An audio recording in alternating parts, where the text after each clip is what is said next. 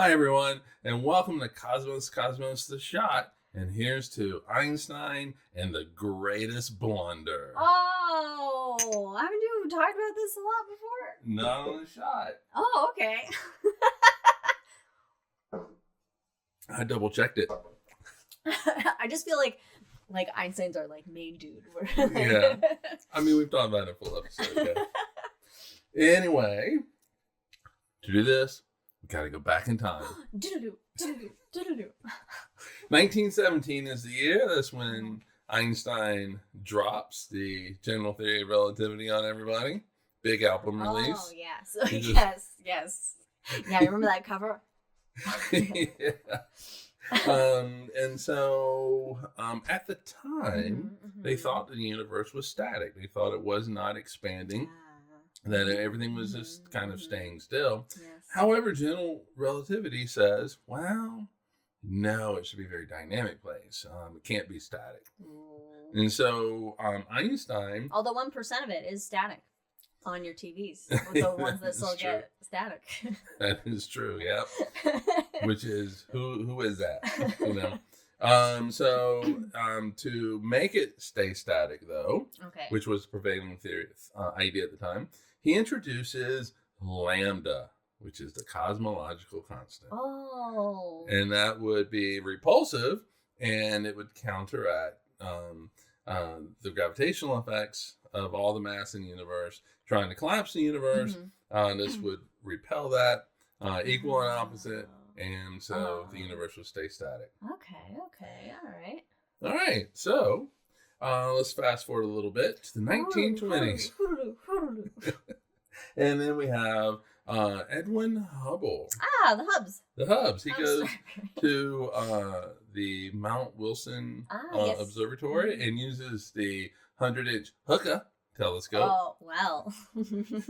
My brain immediately always goes rugby with that. One of the positions is a hookah. This is not. I know, right?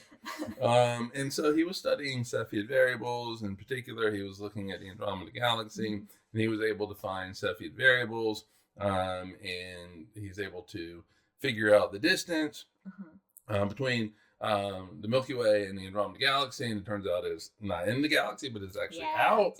So the universe instantly becomes a whole lot bigger when Hubble discovers this, but also he's able to, him and other astronomers were able to find out galaxies were moving away from us.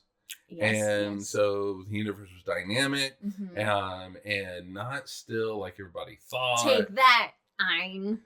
And so Einstein, being the good scientist that he is, he's like, well, it's not true. He took out lambda. He took out the cosmological constant. And according to George Gamow, who was a physicist, he said that Einstein said it was the greatest blunder he ever had.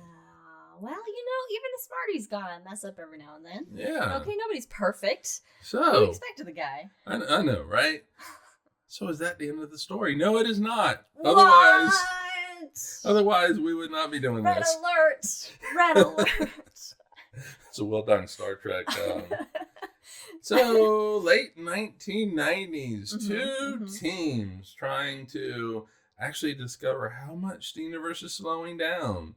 They were studying supernovas and discovered that it's not slowing down. Yeah. It's speeding up. A little faster. Yeah, it's going a little bit faster. And a he studied cosmology. Okay, cosmologist. Yeah. Michael Turner. Not a cosmetologist. No, not a cosmetologist. He coined the term dark energy because didn't quite understand what was causing this expansion. So he calls it dark energy, and it turns out 68% of the universe is made up of this dark energy. It led to the Nobel Prize for 3 people. Saul Perlmutter, Adam Rees, and Brian Schmidt all won the Nobel Prize for this discovery. Do they each get $1 million, or is it split? No, it's split. Oh. So, I mean, you're kind of hoping that, but it's a nice payday, and I think 3 is the max you can have. So, $333,000. before taxes. Yeah, not bad. So not bad. Saul Perlmutter, who won, quote, perhaps there was more insight in Einstein's blunder than in the best efforts of ordinary mortals, because the way who else is fucking thinking I know, that shit, right? The way to explain, especially Adam Rees. Adam Rees was thinking about this when he was first seeing the data, that he would need to add the cosmological constant back into general relativity to make things work and to explain it. No one else is making as smart of a mistake as Einstein. Yeah.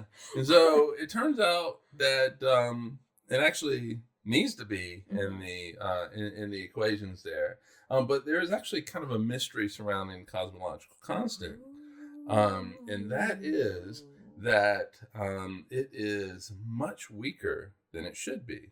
Oh. So going all the way back to the 1930s, a quantum physicist named Wolfgang Pauli, who won a Nobel Prize. That's a name right That's there. a name. He calculated he made a calculation. So the prevailing thought about what dark energy is vacuum energy. You can't, because of quantum physics and the quirkiness of quantum mechanics, you can't have zero energy. And so if you take out all the matter and stuff of a little piece of space, there's still energy in there. And that energy is responsible for making the universe expand faster.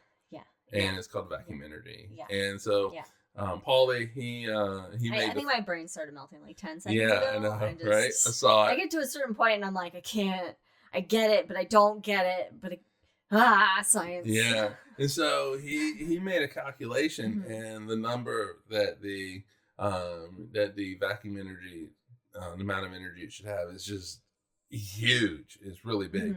To put it into perspective, it would be like if it's 120 orders of magnitude off.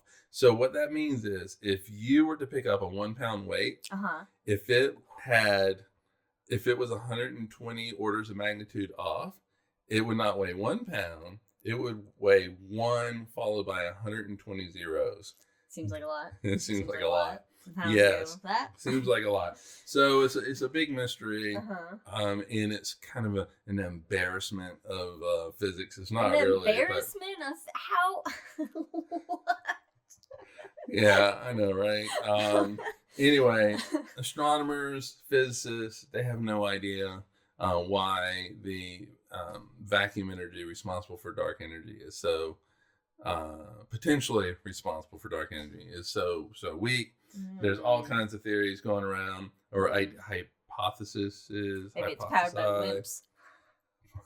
Powered by what? Wimps. Maybe powered by wimps. Wimps is doing it all. We're like, us wimps, we're going to do dark matter. We're going to do dark energy. We're going to do it all.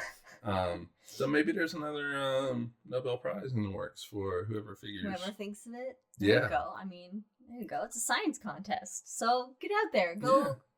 Go figure it out. Fucking discover the universe. And so that's the story of Einstein and his greatest blunder. My sources, I'm going to do sources, Scientific American, NASA, and livescience.com. Hey. Yeah. And so be sure to follow us on all the things. What is it? Twitter's Drinking Cosmos? Yeah. And what is it with everything else? It's Cosmos with Cosmos. Cosmos with everything else. Follow us on all the things. We'll see you next time. Cheers. Bye. Bye.